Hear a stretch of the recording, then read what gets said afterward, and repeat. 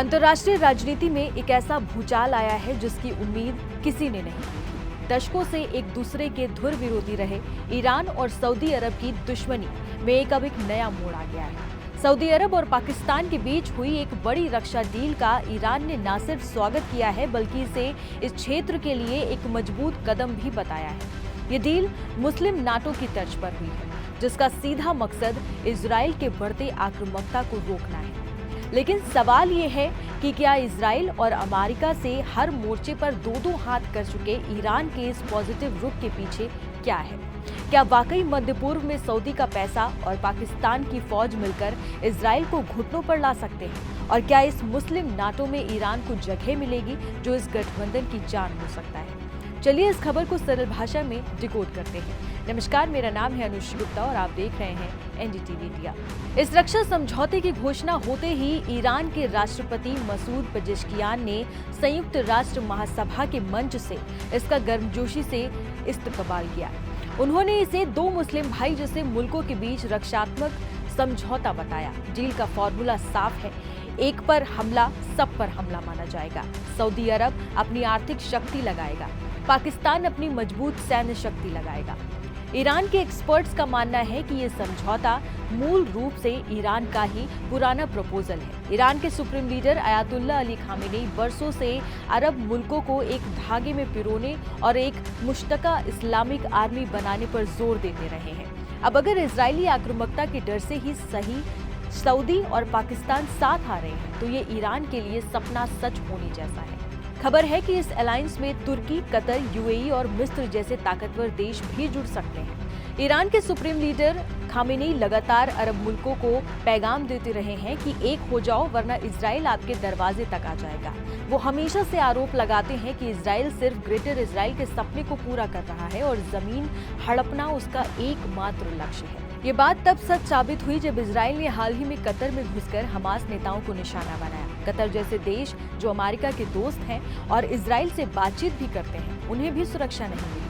इस घटना ने साबित कर दिया कि इजराइल अपनी मंशा नहीं बदलेगा, फिर चाहे अरब देश उनसे कितनी भी दोस्ती कर ले। इसी सुरक्षा के डर ने अब मुस्लिम देशों को एक सैन्य छतरी के नीचे आने के लिए मजबूर किया है। राष्ट्रपति पेजेश्कियान का ये संबोधन ऐसे वक्त में आया है जब कुछ ही महीने पहले इजराइल और अमेरिका ने ईरान पर सैन्य हमले किए थे और यूरोपीय देशों ने नए प्रतिबंध लगाए थे। पेजेश्कियान ने यूएन में साफ दोहराया कि ईरान का मकसद कभी भी परमाणु हथियार बनाना नहीं रहा है। उन्होंने तर्क दिया कि जब ट्रंप प्रशासन ने परमाणु समझौते को तोड़ा और कड़े प्रतिबंध लगाए तो ईरान के पास अपनी रक्षा के लिए कुछ कदम उठाने के अलावा कोई विकल्प नहीं बचा था। ईरान का कहना है कि अगर अंतर्राष्ट्रीय समुदाय ईमानदारी से काम करे तो वो सहयोग के लिए हमेशा तैयार है, लेकिन एक तरफा दबाव बर्दाश्त नहीं किया जाएगा। ईरान मामलों के जानकार स्पष्ट कहते हैं कि ग्रेटर इजराइल की मुहिम को रोकने के लिए इस गठबंधन में ईरान का साथ लेना बेहद ही जरूरी है।